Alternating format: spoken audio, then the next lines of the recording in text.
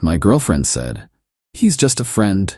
You're being ridiculous." When I found love letters she'd written to her coworker, I said, "You're right, I am being ridiculous," and mailed them to his wife. Now she's threatening me to fix what I've done. I, 32 male, am sitting here with a beer still processing everything that went down. Started 3 weeks ago when I was doing laundry and found a folded piece of paper in my girlfriend Maya's 29 jacket pocket. We'd been together for 3 years, living together for the last 18 months. The paper was a handwritten letter, not addressed to me. "Marcus, I can't stop thinking about our conversation yesterday. The way you understand me, really see me. It's everything I've been missing. When you held my hand in the break room, I felt more alive than I have in years. I know we agreed to keep things professional, but I'm tired of pretending. I dream about what it would be like if we could really be together." My hands were shaking. I sat down on the laundry room floor, reading it again and again. The letter went on for 2 more paragraphs, getting progressively more intimate. Not sexually explicit, but emotionally raw in a way she'd never been with me. Marcus, her coworker at the marketing firm, the one she carpooled with sometimes, the one whose name popped up constantly in her stories. Marcus said the funniest thing today. Marcus brought donuts for everyone. Marcus is having issues with his wife again. That evening, Maya came home all smiles, kissed my cheek, asked about my day. I waited until after dinner. Me, "Hey, who's Marcus again? From your work?" Casual tone. "Oh, just a colleague, works in digital strategy. Why? You mention him a lot? Just curious." Laughing. "Babe, are you jealous? He's just a friend, a work friend. Found this in your jacket." Placed the letter on the table. Her face went white, then red, then defensive. "You went through my things?" "I was doing laundry, it fell out." It's not what it looks like. We were doing a creative writing exercise for a campaign about authentic emotions." "Really? A creative writing exercise about holding hands in the break room?"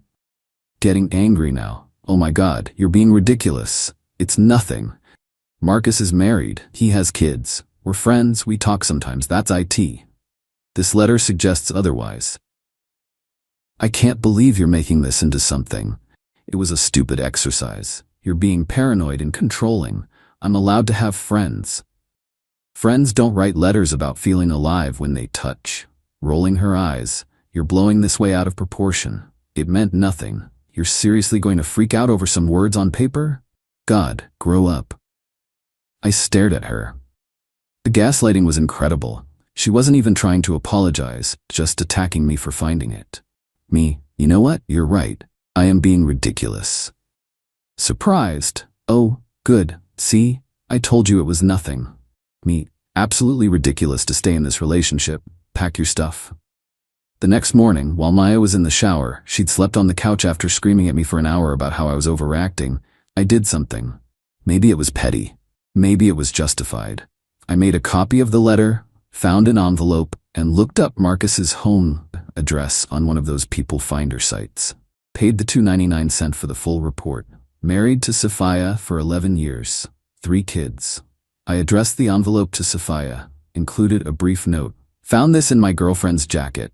Thought you should know what your husband and my girlfriend are up to at work. Sorry you had to find out this way."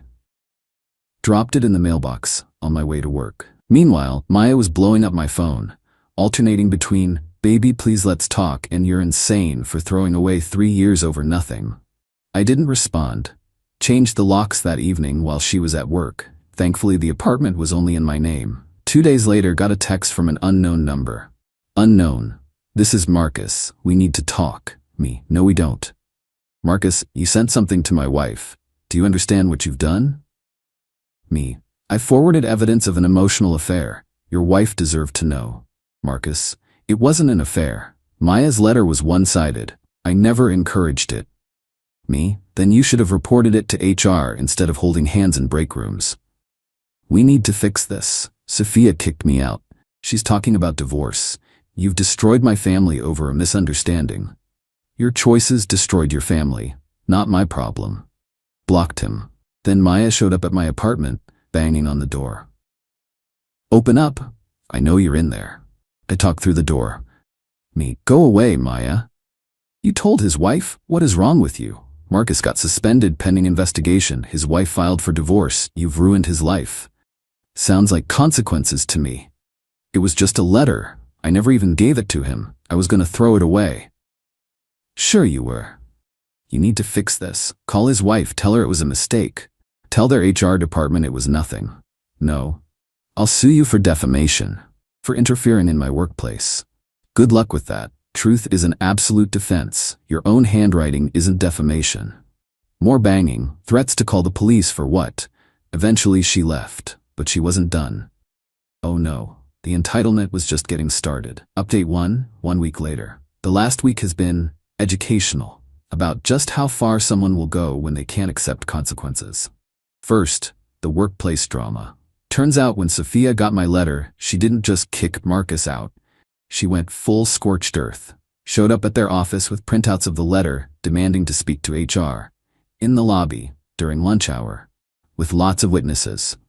According to a mutual friend who works there, thanks for the intel, Derek, security had to escort her out, but the damage was done. Everyone saw. Everyone heard.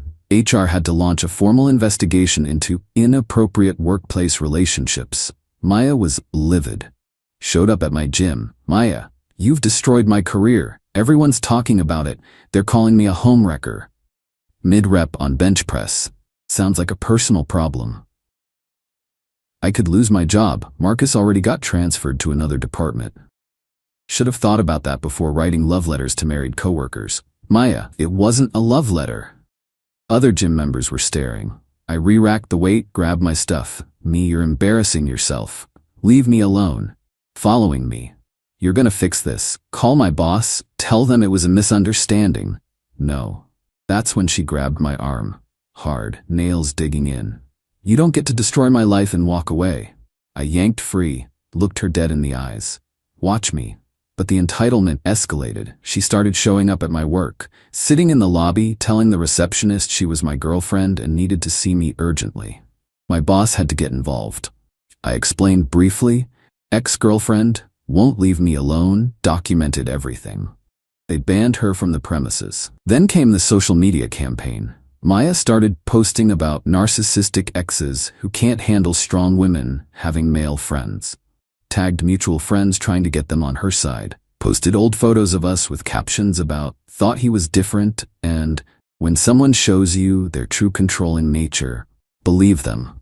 Most people who knew us both saw through it, but some of her friends bought it. Started getting messages. Heard what you did to Maya. Real dick move. She's crying every day. Hope you're happy. Destroying someone's career over jealousy? Pathetic. I screenshot everything. Didn't respond to any of it. Then, the real entitlement showed. Got a formal-looking email from Maya. Subject line, demand for compensation.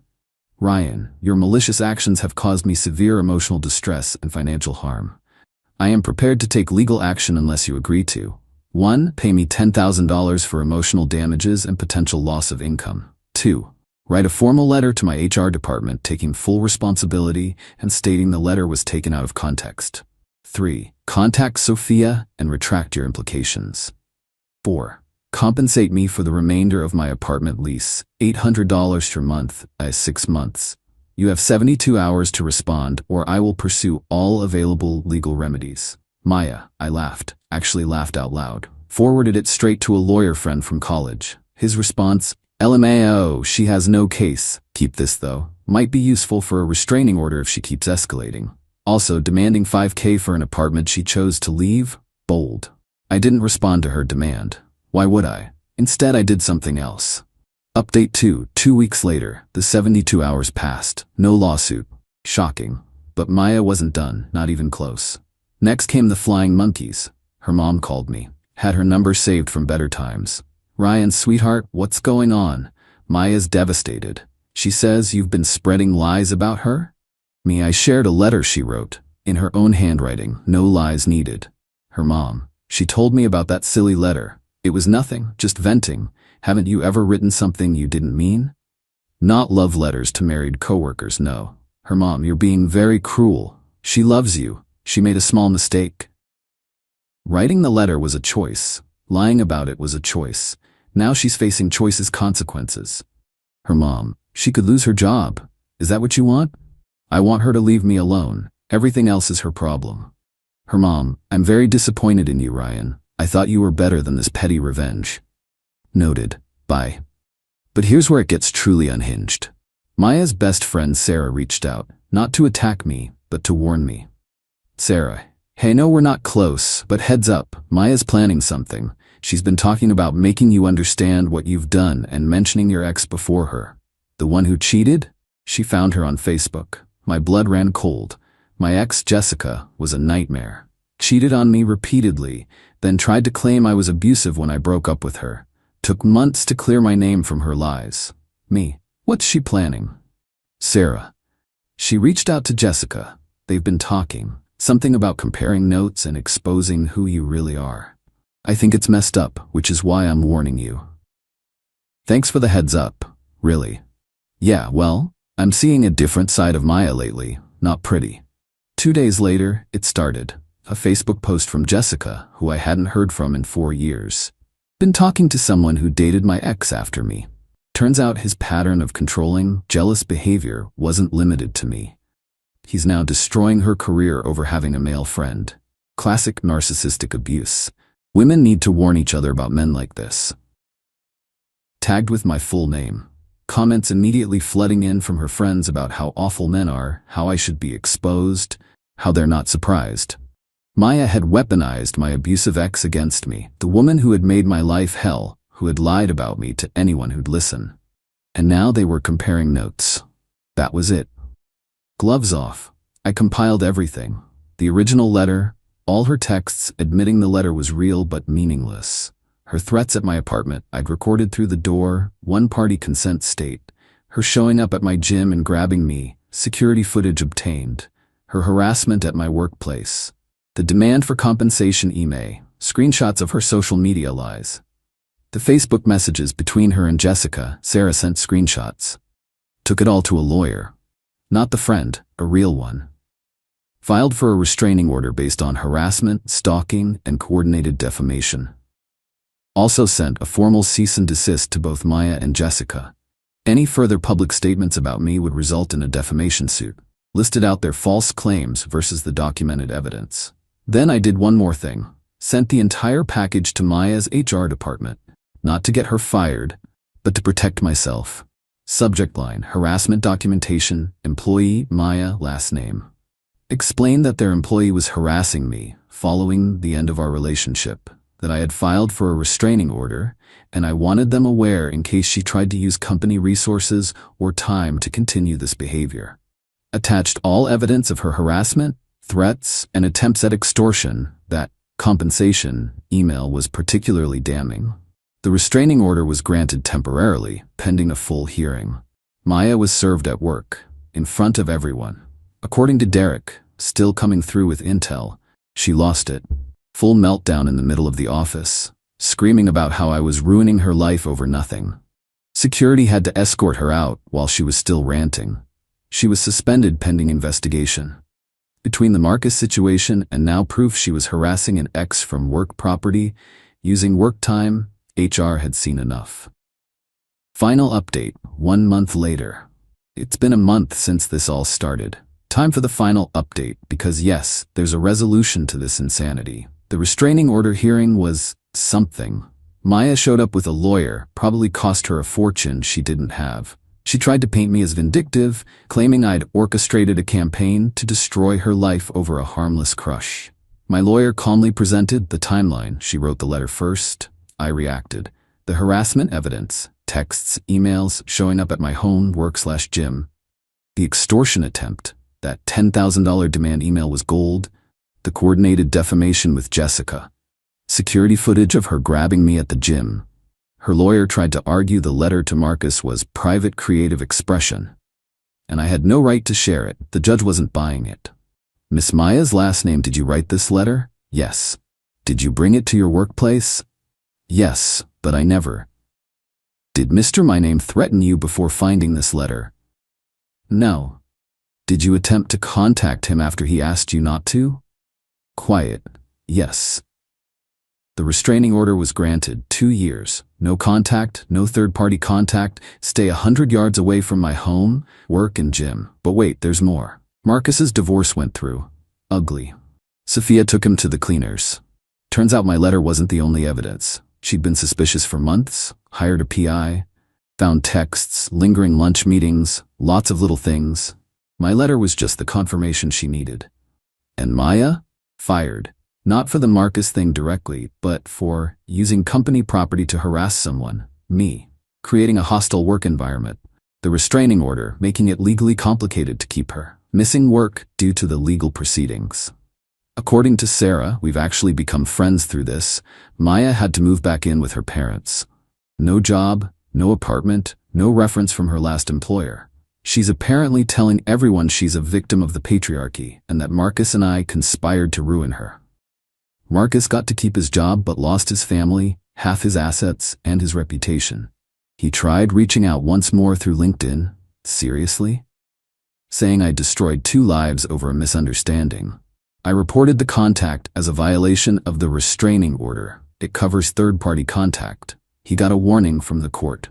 Jessica tried to keep the drama going, but folded instantly when she got the cease and desist. Deleted her posts, went radio silent. Guess she didn't want to risk actual legal consequences for her lies. Me? I'm doing okay. Therapy helped process the betrayal and the insane escalation. Started dating again last week, actually. Being very upfront about boundaries and red flags now. The funny thing is, if Maya had just apologized when I found the letter, really apologized, not gaslighted me, we might have worked through it. Couples therapy, rebuilding trust, whatever. But she chose to lie, attack, and then escalate to insane levels when faced with consequences. She wanted me to fix what I'd done? No, I just held up a mirror to what she had done. She wrote the letter, she lied about it, she harassed me, she tried to extort me. She coordinated with my abusive ex. She made every single choice that led to her current situation. I didn't ruin her life, I just refused to let her ruin mine. Sometimes the best revenge isn't some elaborate plan. It's just standing your ground, protecting yourself legally, and letting people face the natural consequences of their actions. She thought I'd cave to protect her from those consequences. She thought wrong. To anyone dealing with similar gaslighting and escalation, document everything. Don't engage. Get legal help. And remember, you're not responsible for the consequences of someone else's choices, no matter how much they scream that you are. Time to close this chapter. Thanks for reading, and remember, when someone shows you who they really are through their actions, believe them the first time.